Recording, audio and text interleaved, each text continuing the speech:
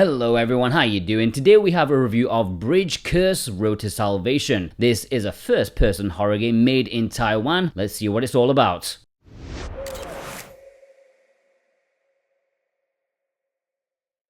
So the story for this one is pretty interesting. You may or may not be shocked to hear, but it in fact does indeed have a bridge that indeed does sort of have a curse.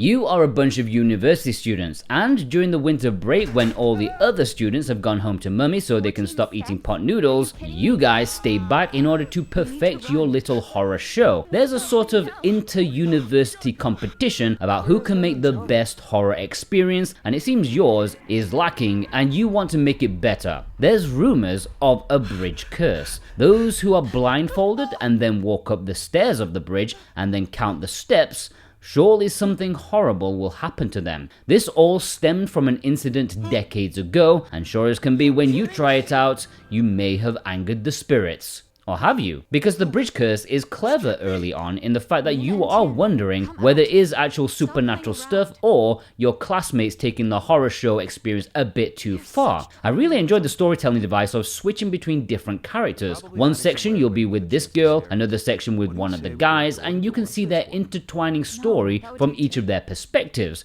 You don't play the same time periods or anything, so you don't get the full picture of everything they did within the time frame, which can lead to some weird time thingy, like some were supposed to have been sitting in a bush for an hour or something, or maybe they must have crossed paths with each other, but they didn't. It's not a perfect matchup, but you do get to see each of their personal stories, backgrounds, and how they came together to create a nice bit of teenage drama. Oh yeah, you can have relationship drama in a horror game, it can happen. Also, for the record, I did actually complete the game on Xbox because they had early codes for that, but I did capture a bit of gameplay for the Switch version, very early stuff before things go truly off the rails. As you switch between protagonists, you'll have two types of gameplay experiences. One, running like hell from apparitions. Not always running, there's being a sneaky bugger and also hiding like a coward. While these parts can be quite tense and maybe even a little bit scary, I do think they're the worst designed parts of the game despite the visual horror on show. For a start, they tend to be a bit trial and error. It's highly likely that the game will screw you over by unknowingly walking you through the wrong path, like suddenly a barricade will form in front of you and haha, you're buggered, try again. And when stuff like that happens and you get caught over and over again, it kinda loses its impact a lot. It stops being so scary. But for me, the best part of the game is just walking around, going from point A of the story to point B of the story. The design and atmosphere is really sweet, and I very much enjoy seeing the story develop. There were a couple of times when I became very interested in where this was going. It's dumb at times, a bit convenient in places, and it always enjoys a good stretch here and there, but combining it with the surreal horror and visual pieces, it's just really enjoyable. The puzzle aspects, fairly simple. You're mostly investigating environments, looking for pieces of clues or items you need to use.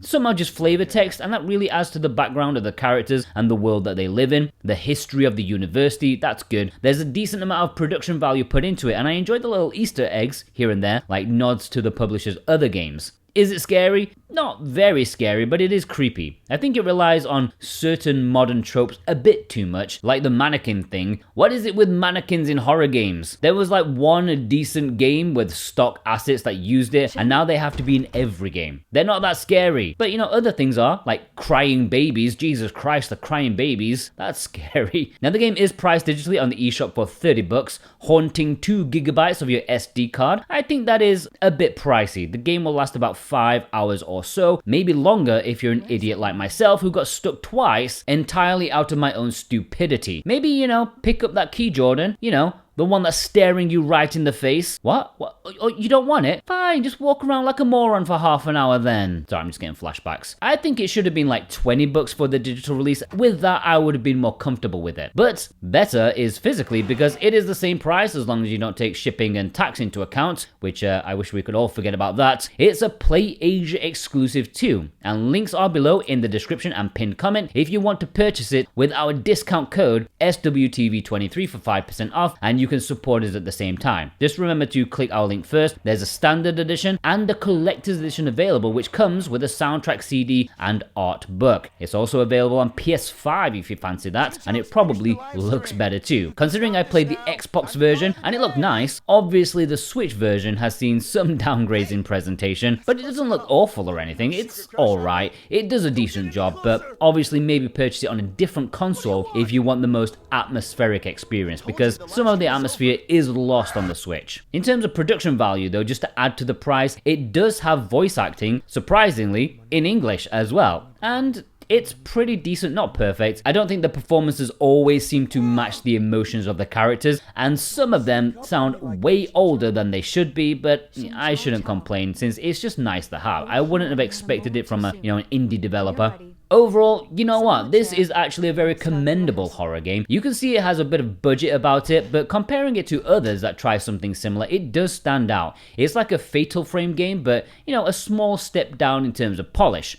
Work could be done to make it better, like the voice acting would be cool to actually match the mouths of the characters and general emotion. And yeah, there is a bit of jankiness that comes with every game of this kind, and it doesn't always work in every aspect. In fact, being stalked by ghosts is the worst part of this horror game. The rest of it though is dripping in atmosphere, and the story had me genuinely hooked, even if it didn't always make perfect sense. I still enjoyed it quite a lot. I think it is pricey for what you get, but if it's on a small discount, I'd say go for it if you like atmospheric, surreal, spooky horror. A 7 out of 10. Thanks for watching.